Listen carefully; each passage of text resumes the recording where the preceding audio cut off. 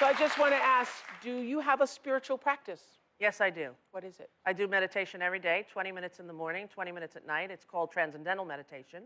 And I learned it from a woman called Nancy Cook de Herrera, who studied with the Maharishi. She's in her late 80s. And it's been really calming for me and allows me to sort of focus on what matters, on how to stay present. And I feel that spiritual practice is essential for human beings.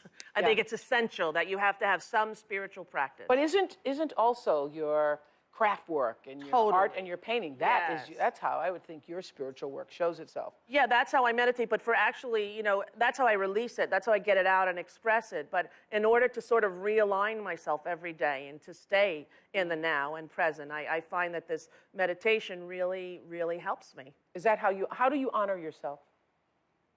By being truthful to myself and to others, and by standing in that truth. Authenticity for me was the goal for 2010. And I remember saying to myself, I woke up one night in 2009, and I thought, in 2010, I begin again. Because I made a decision at some point in the last 2 years that I wanted to live. And that was a huge shift for me. I always assumed I would die because my mother did. And when I decided that I was going to live, and then I realized I want to. So in 2010, I begin again, and that was the mantra of honoring myself, of realizing that I am entitled to, and I deserve to, and I can. How did you dishonor yourself? For too many years, not accepting who I was and trying to change the things that I thought were defects, or trying to discourage my authenticity, or trying to quell all of me.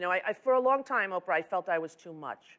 A lot of people have said that I'm too much. I love too big. I feel too much. I do everything too much. And I would diminish myself and try to be smaller so as not to feel too big. And I think self-acceptance is a lofty title, but when you actually can bring it into practice, it frees you. It frees you to be who you truly are and accept that there are things you're not as good at, or you still need to learn, but that your value as a human being is equal to everyone else. And self-acceptance, as you now know, puts you in alignment with God, because God is always accepting of who you are. Yes. Yes, and to not accept yourself means you're resisting the will of God. Exactly right. And I think for a long time, I was raised as a Catholic girl with memorizing the Mass. My mom was part of the parish council, and there was a lot of, you are a sinner. You're a sinner, you have to forgive yourself. And it kind of pushed me away from what I thought spirituality was. And then, I realized that any road to God, whether it is Catholicism, Buddhism, anything. Or crafts. Or children. Or loving. Loving is an art. Is the big road to God. Right. It's an art. And that's what God is about. As you can love yourself, as you can love others, then you're pretty much there.